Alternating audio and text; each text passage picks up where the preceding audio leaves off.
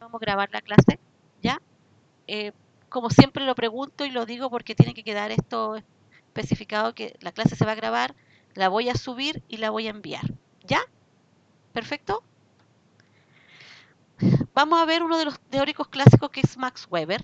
Max Weber lo que hace es describir, ya estamos, usted se puede dar cuenta que ya saltamos a 1946, una organización ideal que la llamó la burocracia, que en sí él la presenta y cuando la crea, la hace como una de las organizaciones más eficientes por excelencia. ¿Qué quiere decir eso?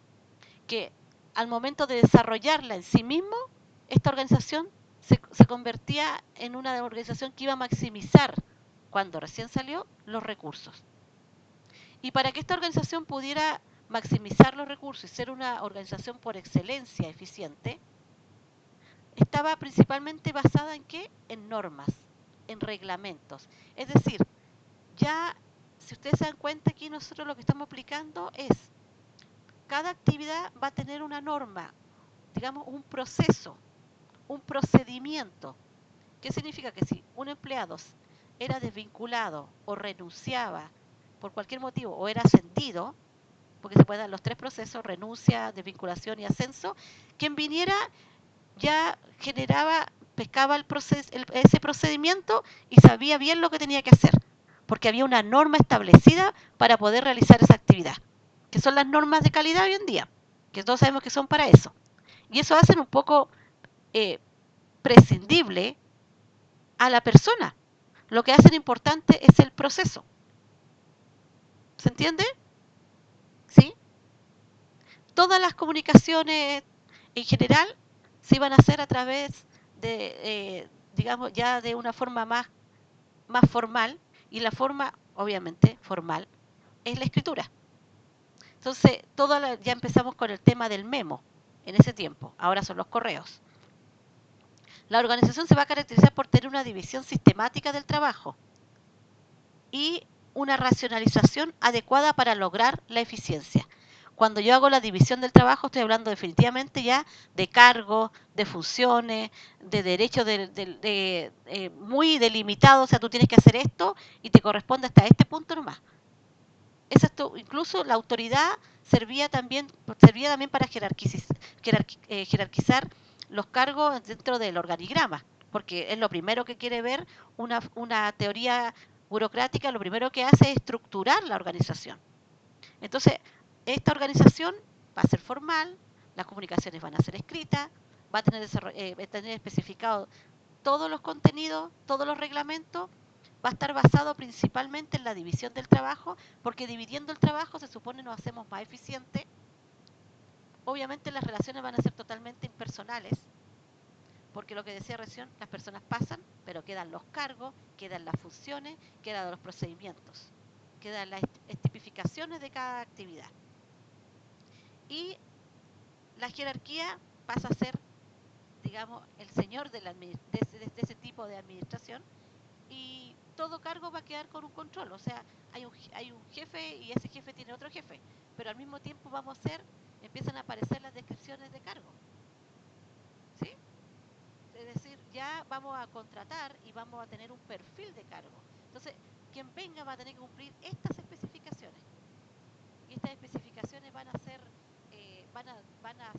tanto, digamos, descripciones blandas como descripciones duras de la persona que tiene que desarrollarse en esa área o en ese cargo en específico.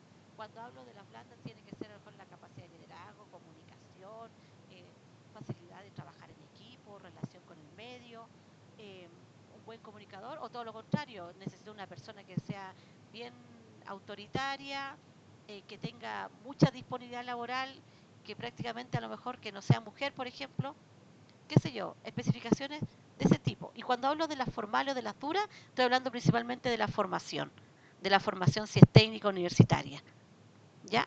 De los cursos que pueda tener. Y todo en sí, todas las rutinas van a ser estandarizadas. Es decir, cuando nosotros hablamos de norma, hablamos de la ISO 9000, de la otra norma de lo que es seguridad, lo medio ambiente integrado con la de calidad, es estandarizar. Es decir, vamos a empezar a aplicar en este tipo de industria, por ejemplo en la panadería, van a empezar a estandarizarse como para todas las panaderías funcionar de esa misma forma.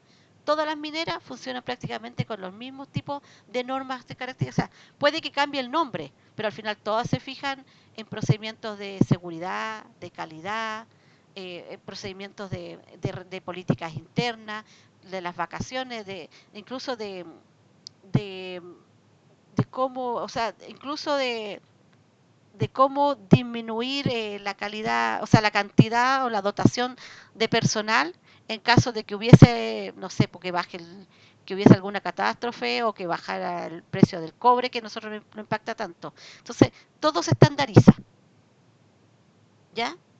Y va a estar todo definido. Se crean los manuales, se crean los procedimientos, se crean No, los, Cari, los procesos de mantención. Todo eso se genera en esta teoría que se llamó la ideal, que se llamó en ese rato lo que era burocracia. ¿Y por qué partió como tan ideal? Porque antiguamente no quedaban registros, registros de las actividades, no quedaban registros de las órdenes, no quedaban registros de los mandatos, de las tareas asignadas, no habían herramientas administrativas y con esto se empieza a generar todo esto. Ahora, por supuesto, ¿qué va a pasar? Que va a haber un exceso, como punto negativo, va a haber un exceso de papeleo, va a haber una desvinculación en las comunicaciones, porque es tan impersonal que al final tú te vas a tener que comunicar siempre por puro correo y nosotros sabemos que hoy en día la tendencia no es esa y está demostrado. Como ventaja, dice, está las reglas y el papeleo versus la posición de la persona. O sea, cuando nosotros nos vamos a los extremos también es malo. O sea, tú no puedes dejar a una persona que desarrolle una actividad como ella cree que se tiene que desarrollar, como a ella le parezca mejor. No, tiene que haber una estandarización de la actividad, pero sí tiene que haber un sello humano. Aquí era pura regla y papeleo. Después estandarizamos todas las tareas y las funciones. ¿Cuál es la contraposición? Que no hay desarrollo de las habilidades humanas. O sea, las personas prácticamente te dicen hasta dónde, hasta cuándo. Eso es lo que quiere decir.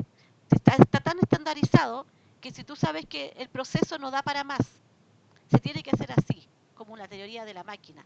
Nosotros partimos en la mañana a cierta hora, tenemos que dar la máquina 5 minutos, la máquina tiene que empezar a funcionar, hay que calibrarla, hay que ver si tiene, no sé, por si en ese tiempo, estamos hablando de 1900, tenía la cantidad de petróleo, si se generaba por electricidad, si estaban, no sé, revisadas por el mecánico anterior y te entregaban la orden de trabajo para ver cuántas cantidades tú tenías que hacer, si había que hacer cantidades, no sé, qué sé yo, de cartera, y estábamos hablando de una máquina de coser, una talabartera, entonces íbamos a hacer con cierta cantidad de cuero, no sé, pues se podían hacer 7 carteras, perfecto, y en el día se tenían que hacer 100 carteras por persona.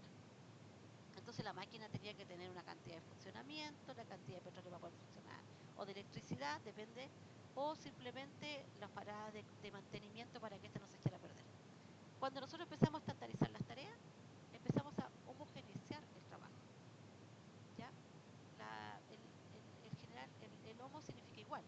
Entonces vamos a darle una igualdad de actividad a esa tarea, en tiempo, en procesos, en mano de obra. O sea, si yo necesito para esta actividad un técnico en administración, siempre va a haber un técnico en administración.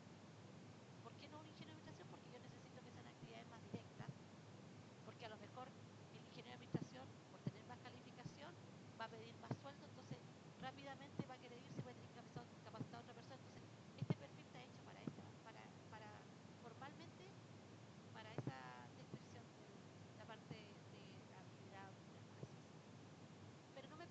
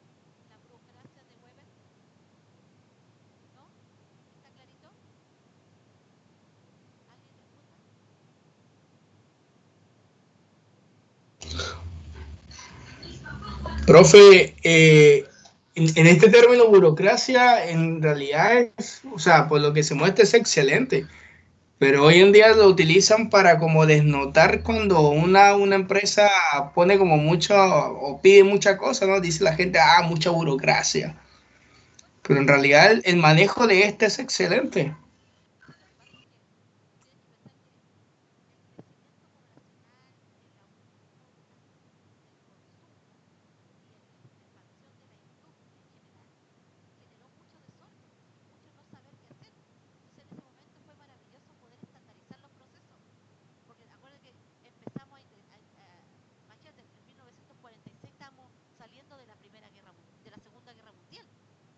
Por lo tanto, la estandarización de los procesos, ya sea si tú estabas fabricando armamento, acuérdense que Ford se dedicó a hacer, qué sé yo, todo lo que era armamento, vale, cosas así, dejó de hacer autos, y mucha industria lo hicieron, entonces hubo que estandarizar porque la gente no sabía hacer armamento, no sabía hacer balas, no sabía hacer rifles, era muy poco la industria del armamentismo en ese tiempo todavía, o era muy poco profesional. Se profesionalizó esta industria y se estandarizaron y al final creció a tal punto que, claro, o sea, un exceso de papeles, si bien requiere mucha, las empresas cuando crecen, sí requieren mucha estandarización, muchas actividades que tienen que ser rigurosas, por algo se contratan abogados para el tema de las patentes, de los permisos, dependiendo de la actividad que uno se encuentre, incluso para contratar y desvincular trabajadores, porque no estamos hablando a lo mejor solamente de los trabajadores de mando medio, estamos hablando de los trabajadores que pueden tener cargos muy altos y que eso les implica tener información muy privilegiada. Entonces, todo eso genera, pero el exceso de burocracia también es malo, porque ralentiza todos los procesos. Por eso cuando uno va a la municipalidad, burocrático. Va a cualquier estamento público en general, es muy burocrático, porque tienen que pasar los papeles a nivel casi prácticamente central, tienen que pasar de un departamento a otro, que lo revisa uno, que lo revisa el otro, y esa revisión, incluso internamente, para poder sacar cualquier proyecto, internamente se pueden demorar 3 meses. Y eso es burocrático, es papeleo. Pero papeleo, ¿por qué? Porque lo tiene que revisar la Contraloría, porque lo tiene que revisar el abogado del servicio, porque tiene que ir al central, porque tiene que la DIPRE asignarle los montos, tienen que ser aprobados nuevamente por Contraloría y no puede haber ningún vestigio ilegal, por así decirlo. Todo tiene que ser hecho según las normas de los estatutos, según las normas que se dictan, no sé, constitucionalmente o reglamentos que tiene cada servicio. Y eso es burocrático. Pero a lo mejor, si la plata es de todos, porque de todos nosotros, los que pagamos impuestos, ahora ustedes vieron cómo se devolvió el tema del servicio de impuesto interno, que les dicen cómo se gastó cada uno de sus pesos. ¿Vieron eso? ¿Lo ha visto alguien? En la declaración con los que declaramos 10%, por ejemplo, si a mí me salió que me iban, que mi porcentaje, porque como ahora un porcentaje va a la FP, si yo quiero va a la ISAPRE, pero yo no pongo nada en la ISAPRE porque yo pago mi plan, pero sí la FP, el resto va, yo lo pagué como impuesto, del 10% que me lo saca el Estado, y me dice una parte va para asignación de la parte social, otra parte va para trabajo, no sé, del Estado, para las calles, un montón. Y te dice cada plata 103.000 pesos y te dice dónde fueron a dar, si era 1 millón y tanto, tu millón de pesos repartido. Profe, Dígame. una pregunta. ¿A usted le llegó el de servicio de puesto interno? A mí igual me llegó, pero no lo puedo abrir porque me pide una clave. Sí, pues la clave son tus 6 dígitos de tu root. Si tu root es 10 millones Ah, 923 como el mío, tú colocas 10 923 1, porque son los 6 primeros números. ya, ya, ya. Y ahí tú lo vas a ver. Ya. Coloca los 6 primeros números, escribe tu root, para que no te confundas. Yo lo hago así, por ejemplo, yo escribo y después lo pongo, porque si no, claro, entonces 1, 2, 3, 4, 5, Ya. 6, perfecto. 109, Eso está. 235, por ejemplo. Y esa clave se pone, Ya. porque te deja como un cuadradito, Y ¿cierto? ahí, Y ahí tú lo sí, pones y ahí está y te va a abrir al tiro. Y te va a el decir archivo. el archivo y te abre el archivo. Ya. ¿Ya? Gracias. Y ese archivo te dice en cómo se gastó cada peso tuyo, en qué se invirtió. Si es Ya, en la ya. pensión de la tercera edad, sale todo. Desarrollo social, municipal, todo. Absolutamente todo. Ya, ya. ¿Ya? Qué bueno. ¿Viste, Janet? Siempre sirve. Sí, seguimos? Sí. Sí, pues, esa es la idea. Otro enfoque más que nosotros vamos a estudiar, que son los que yo escojo para que se puedan estudiar, porque en sí creo que como nosotros como técnicos tenemos que ser más prácticos que tan pragmáticos, tan teóricos, es el de las relaciones humanas. Este es un enfoque que se basó en experimentos que hizo el Tom Mayo, pero los experimentos sí son de Hawthorne. Y esto él lo hace en un proceso de 5 años, entre casi a fines de los 20, del 27 hasta el 33. Pero Elton Mayo, lo que deduce él de estos experimentos es lo siguiente. Quien hace los experimentos es Hawthorne, pero quien hace las deducciones, quien genera el enfoque, es Mayo. ¿Ya? Para que no se vayan a confundir. Entonces lo que deduce dice que el experimento iba a tener efectos trascendentales sobre el pensamiento de la administración. ¿Por qué? Porque él se da cuenta que el aplicarle más iluminación a una oficina, modificar los espacios, incluso de descanso, ya sea a lo mejor que si yo estoy hablando de espacio de descanso como un antejardín, un comedor, una sala de espera, qué sé yo, a lo mejor la disminución incluso en las horas laborales, que pasamos de 12 a 10 a 8, y a lo mejor vamos a pasar a 6 después, los cambios en todo lo que son los sistemas de incentivo. Es decir, cuando hablamos de cambio del sistema de incentivo, estamos hablando de las horas extra, que valen el doble, que a lo mejor si tú vas a trabajar un turno 4x3, va a tener 4 días que a lo mejor va a trabajar esos 4 días y los 3 días los va a descansar, va a tener un término de conflicto, va a tener vacaciones, gratificaciones. Todo eso quiere decir incentivos monetarios. Todo eso no generó tantos efectos positivos en la producción, o sea, que aumentara la producción, como como fue el determinar que al final lo que mejora la producción en sí son las relaciones interpersonales. O sea, que un equipo de trabajo se lleve bien ellos en forma interna, que tenga buena relación con su líder o su jefe, con los demás departamentos de la organización en sí, supera por creces la producción, aunque tú a la persona la tengas en el mejor espacio laboral, pero si ella tiene un mal equipo de trabajo, no se siente motivada, no va a trabajar tan bien ni va a ser tan productivo como una persona que se sienta motivada, que se sienta respetada, que al final que lo que ella pueda aportar sea considerado y que ella se le pueda considerar un aporte en esa institución, que tenga que sea desarrollada por la institución a través de capacitaciones, que sea considerada para cargos más importantes, pero no solamente monetarios, sino que cargos que a lo mejor van a implicar el desarrollo, la responsabilidad de tareas mayores, como ponerte a prueba, por ejemplo. Y que cada vez que aporte, sea reconocido su aporte, sea que sea un ambiente de respeto, un ambiente de, no sé, de interacción, de retroalimentación. Acá dice las relaciones satisfactorias entre los miembros de un mismo grupo de trabajo que generan sentido de pertenencia. Yo cuando me siento que pertenezco, sentido de pertenencia, que yo pertenezco a esa organización, me siento cómodo en esa organización, sé que yo puedo dar mi opinión sin tener una reprimenda por esa opinión, sé que puedo decir que algo es bueno, que algo no es tan bueno, que definitivamente a mí creo que no va a resultar, y me van a decir, ¿por qué? Deme sus motivos. Ah, perfecto, sí, puede ser que tenga razón, o a lo mejor sabéis que está equivocado porque, perfecto. Entonces puede haber conversación, pueden haber discrepancias, pero se van a solucionar con respeto.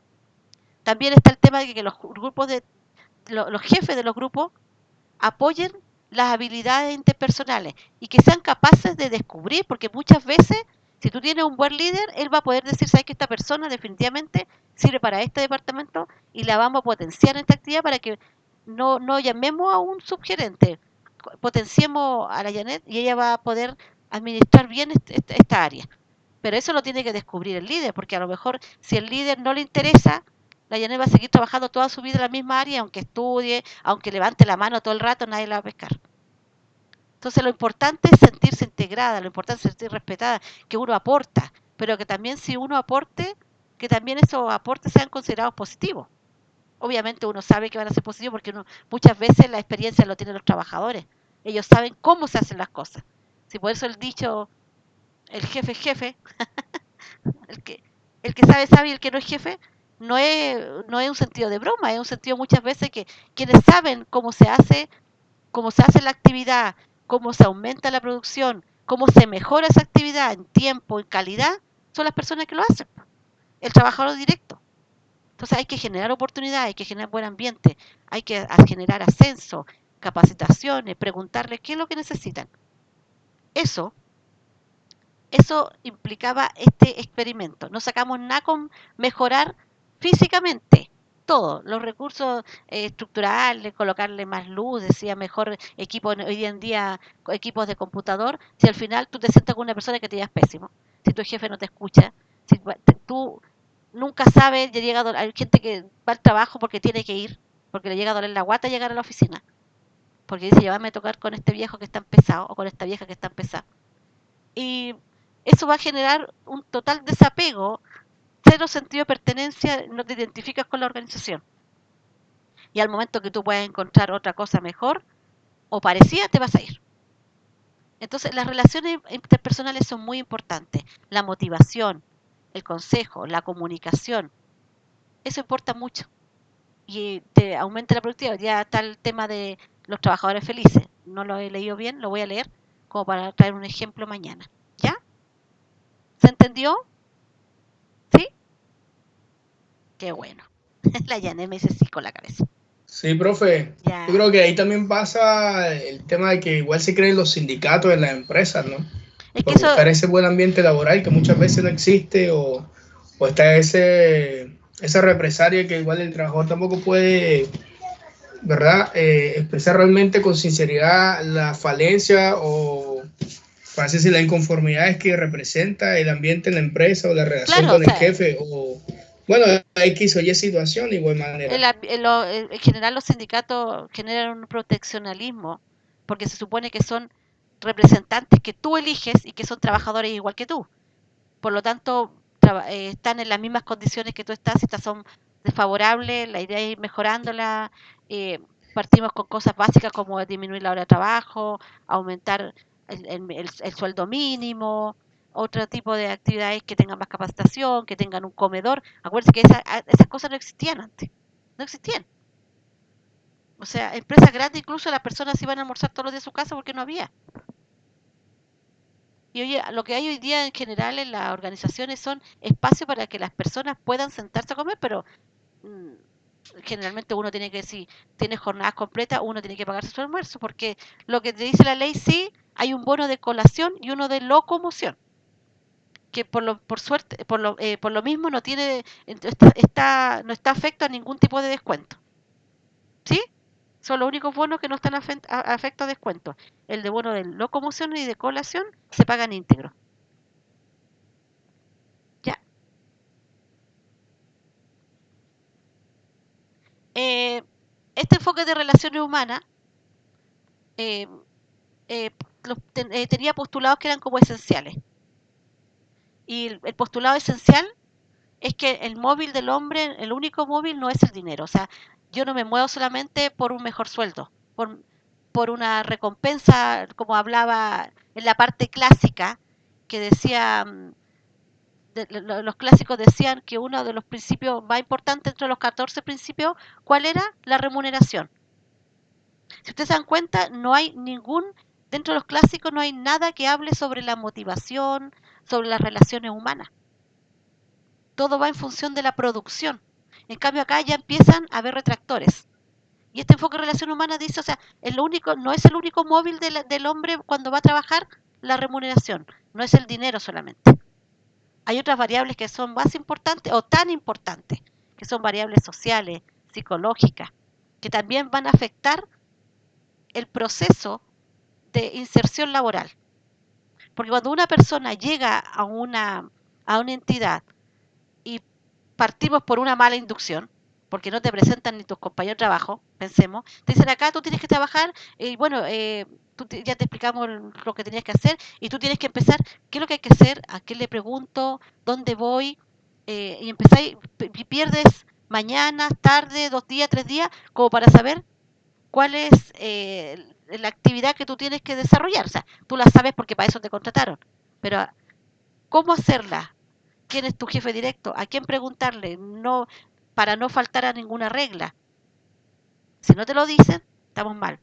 Entonces, también hay otras variables que son muy importantes, como las variables de la información, de la comunicación, variables más sociales, también psicológicas, en el sentido de que si tú definitivamente no tienes buenos compañeros de trabajo o no te sientes insertado socialmente en ese ambiente laboral, igual vas a buscar dónde irte. También está el tema de la iniciativa. Si tú ves que está una empresa que definitivamente no premia la iniciativa, lo que le importa es que se hagan las cosas como tienen que hacerse, como ellos dicen, también eso implica que tú lo que hacen es minimizar tu desarrollo. Entonces, cuando no hay desarrollo, un trabajador, hoy en día, nadie quiere estar en una empresa que no te permite desarrollarte. Uno siempre tiene la idea de que si estudia, lo van a considerar para un cargo, le van a poder hacer un ascenso.